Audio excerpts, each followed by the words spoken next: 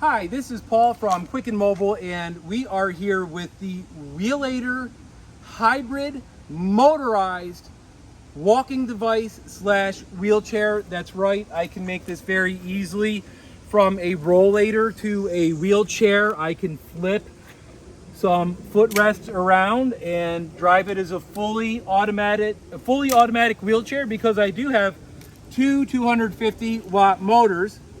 But what I want to do is I want to go up that hill. Now, anybody who uses a walker or a rollator would understand right away that that's not very fun. Now, the first thing I want to do is just point out a couple features here. Of course, just like any other rollator, I can go ahead and lock the back wheels. I have adjustable tension, and this is a bit low for me. I'm 6 feet tall. I'm going to lift these up a little bit more. And if I wanted to lower this, I can actually lower this. If I'm using it as a wheelchair, I can put the joystick on the right or left-hand side. So let's go ahead and get this party started. Okay, I don't have anything on right here. We're going to stop for a second because I already know that people are going to ask, where can I find more information about the Wheelator? You can find it right on quickandmobile.com, or you can subscribe to our channel. I'll go ahead and stow this away in the basket that is underneath the Wheelator that does come with not one, but two FAA travel compliant lithium ion batteries. Okay, so let's get busy. And let's, at the same token, let's stop and let's look at gravity. That's not nice, is it? Because if I'm having a challenging enough time walking as it is, and I need stability, and I've got to push this heavy sucker up the hill. Now, I'm saying heavy sucker. 5 pounds may as well be a heavy sucker. This is only 32 pounds without the battery. So I'm going to turn this little joystick on the back on. So let's take a look at this, because I want to show you something very specific about the joystick. So we'll get the sun blocked out. I've got a power button here, and I see that I've got 2 zeros, or 0, 1. So what this does is this is going to make it more difficult for me to push. So I'm going to use this coming down the hill. That gives me a maximum amount of resistance. If I change this to 2, I can go faster. It still gives me resistance. 3 is the fastest.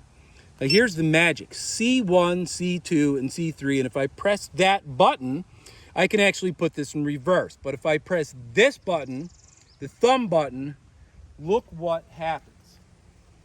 So instead of gravity bringing the device back towards me, it's motorized. As long as I have this engaged, it locks it right up, and I'm able to very easily walk up an incline, and at the same token, I'm able to have this as a full support mechanism. Now, let's just say that I got real tired really suddenly, and I locked the brakes here.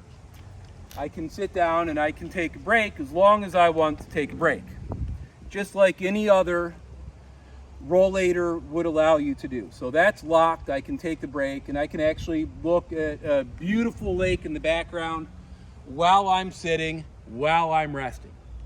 Now, let's say I'm ready to start moving again. I feel good. I can go ahead and press down on the thumb button, and let's just say I've got all of a sudden an incredible burst of energy. I want to go faster. So now I can press that M. It's like switching gears. So I've got 3 speeds as an assisted walker, okay? 3 speeds as an assisted walker, and let's just say I want to go cruising. I'm in the mood. I want to kind of go jogging almost. A speed walk. I can go to C3. Of course, I can change that anytime I want and filter back to C1, where I am going at a little bit more reasonable pace. Now let's say I get very worried that all of a sudden there's a lot of traffic. I'm going to steer this And I do have a little bit of curb here on the side. That's going to go over the curb. That's going to allow me to get right here on the hill. A couple things I want to point out right here. When this basically is off, let's just take a look at what gravity wants to do here. Okay, so we kind of get the idea that basically we've got down and we've got a slope, right? Now, the last thing in the world that I want to do, if this is something that I need, is try to ride the brakes on the way down, because anybody who's ever used a rollator knows that even though this one holds up to 265 pounds, it still can slide if I'm riding the brakes. So what's my solution? Right back here on this joystick. I want to show you a trick. Before I do the joystick, one more time, I'm letting go of the device. Okay, so we see that I'm not pushing it. I'm going to pull it back up even. You can obviously see what gravity wants to do. Ready for a magic trick? I consider it magic because the technology is now all of a sudden there to do this. So that is, I don't want C1, I don't want C2, C3. I don't need assistance walking at this point. I want resistance walking. That gives me the most resistance. Now look at this. Look, see, I'm walking away from that device altogether. I am nowhere near that device. And that device is not rolling down that hill that it rolled down twice. Yes, it does have a seat belt for when you want to use it as a wheelchair. And I am walking down the hill as fast as this is going to allow it. So we can see that it provides a very good amount of stability. Now, if I want to walk faster, I'm going to switch it to 0-2 because I'm still going to have the resistance. You can see that it's not going to run away from me. I'm still on the hill. But when I am able to push, because it allows me to bear down on the device in a lot of ways. Because if I'm going where gravity wants me to go, I'm going forward, right? I mean, that's basically the gist of what we're doing. So in order for me to stabilize myself, I now have the extra important ability to bear down on the device. Now, I know somebody's going to ask, and if you haven't seen my other videos about the Wheelator yet, somebody's going to ask, what happens if you trip and fall? You hear that? It was beep, beep, beep, and the device locked up, and it broke my fall. So if it detects any sudden motion, like I could just about fall, it's locked up. I'm forward. I'm leaning on this device with all my body's weight. It releases after 5 seconds and locks right up if the situation hasn't corrected itself. Now, I'm able to stabilize myself. I'm able to start walking once more. And let's just say I'm going to go all the way down. I want to go a little bit faster. I do the M03. So basically, manual with the least amount of resistance, but it still gives me resistance. There's one more thing that I will basically demonstrate. If you look at the posture of my body, I'm able to push, resist.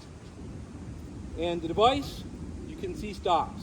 Now if I turn this off, just want to show you that basically there's still gravity. We're actually on the steepest part of the hill. It goes a little bit faster that time. Now, if I'm trying to stabilize myself because I feel relatively unstable, and I'm just using a regular Wheelator, you see what I'm doing here. I've got to, my knees are working a lot harder because what I'm trying to do, and thank God I can still articulate my hips, is I'm dropping my hips and I'm kind of holding this back. So this is pulling me forward and I'm trying to resist going forward. I'm using the muscles of my core to resist. I feel a lot of extra pressure and tension on my knees. And if I'm standing straight up, I'm as basically good as done if something happens, and that's your regular your regular walker does that. So let me be just a little bit more sensible here for the rest of this video and just turn the safe way to kind of use this on.